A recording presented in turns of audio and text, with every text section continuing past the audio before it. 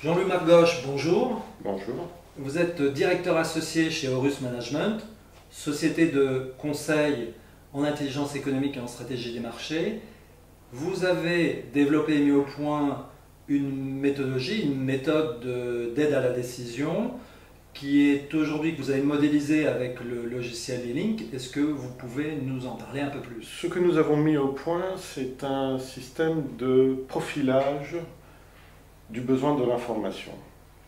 Il s'appelle Horus Profiling System. C'est un outil d'aide à la décision. C'est un outil d'intelligence économique et stratégique. Il s'adresse à un individu ou à un groupe d'individus. Son champ d'application va de l'arène concurrentielle à l'audit interne. Le résultat fait ressortir deux orientations. La première, un rapport pertinence-qualification du dossier dans son aspect global. Et la seconde, par transversalité, la transversalité étant un point absolument fondamental, le niveau de connaissance par segment des acteurs de l'arène concurrentielle.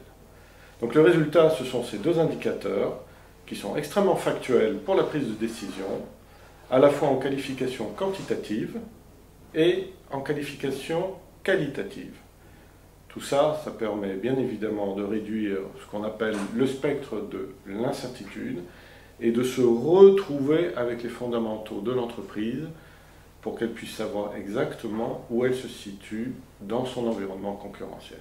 Donc, si vous voulez, pour résumer, c'est un 360 degrés auquel les décideurs et leurs équipes s'attachent à apporter l'information, à la structurer de façon pyramidale pour faire émerger d'un côté ce qu'on appelle les signaux forts, c'est-à-dire une information qui est déjà connue, et de l'autre côté les signaux faibles, ce sont des tendances, des embryons d'informations qui méritent d'être approfondis.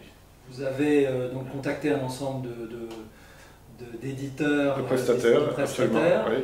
Et donc quelle était votre démarche pour identifier aujourd'hui E-Link avec Next Application et comment avez-vous travaillé avec ce fournisseur?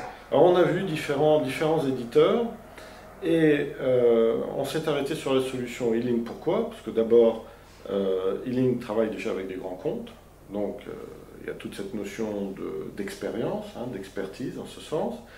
Il y a la notion de réputation. E-Link a une excellente réputation.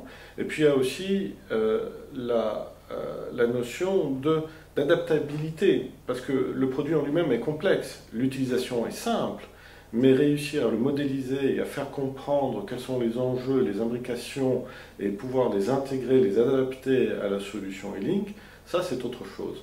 Et dans ce sens-là, ça s'est franchement très bien passé. Au bout du compte, il y a eu une réelle compréhension du projet dans lequel nous étions inscrits. Et à tel point que finalement, E-Link et nous-mêmes sommes devenus partenaires. Aujourd'hui, l'outil, est-ce qu'il est utilisé par... est-ce que vous avez des clients en commun avec Next Application? Est-ce que vous l'avez fait tester par certaines entreprises? Alors, Next Application l'utilise pour lui-même, aussi bien que nous, déjà. Donc ça, c'est la première chose.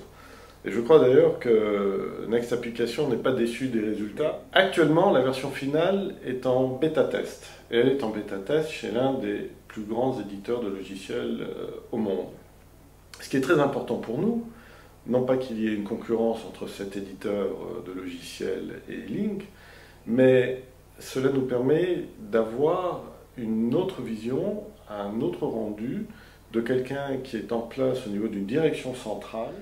Donc ça, c'est la première étape. La deuxième étape va être de créer un petit comité où nous allons nous adresser aux différentes cibles, parce que la méthode est universelle et va aussi bien, comme je l'ai dit, dans le monde des éditeurs de logiciels, comme au niveau financier, comme au niveau des avocats, comme au niveau des fusions et acquisitions, donc on rejoint le monde financier, aussi bien les gens du marketing que l'audit.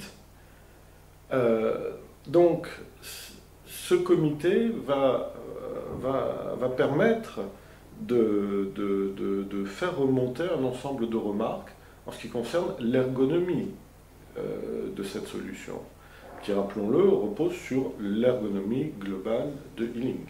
Donc, en attente de ce retour des utilisateurs pour faire évoluer votre solution et la promouvoir au sein du marché français, voire peut-être européen et international. Oui, absolument. Vous avez une activité sur les pays émergents et les marchés émergents. D'accord, très bien. Donc, globalement, aujourd'hui, les bénéfices et la valeur ajoutée de cette solution... Je dirais tout bêtement le retour aux fondamentaux. On utilise, c'est un petit peu notre point de vue, on utilise trop l'informatique dans le sens où l'on veut faciliter la vie des gens qui prennent des décisions. Simplement, est-ce que l'informatique est capable d'avoir une vision spatiale à 360 degrés sur une problématique? Ça, nous n'en sommes pas sûrs. Donc il s'agit de revenir aux fondamentaux, il s'agit de se poser la question, et les bonnes questions, d'y répondre, de pondérer soi-même, donc vous mettez vous-même votre sensation quant à l'information que vous qualifiez, vous qualifiez vous-même l'information. Donc du subjectif, d'une certaine façon. Du subjectif, mais tout se fait en base de subjectif de toutes les façons. Parce que, in fine, c'est un homme ou une femme, mais c'est un être humain qui prend une décision. C'est pas une machine, on n'en est pas encore là.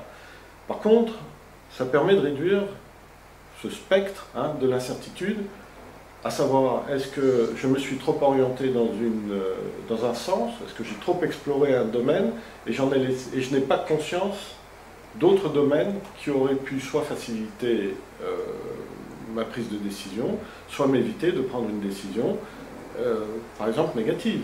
Donc, c'est aussi un encadrement. Et ça permet d'asseoir l'ensemble des décisions que l'on souhaite prendre. Monsieur Margoche, merci pour toutes ces précisions. À bientôt et bon courage dans la commercialisation de cette offre. Merci beaucoup. Au revoir.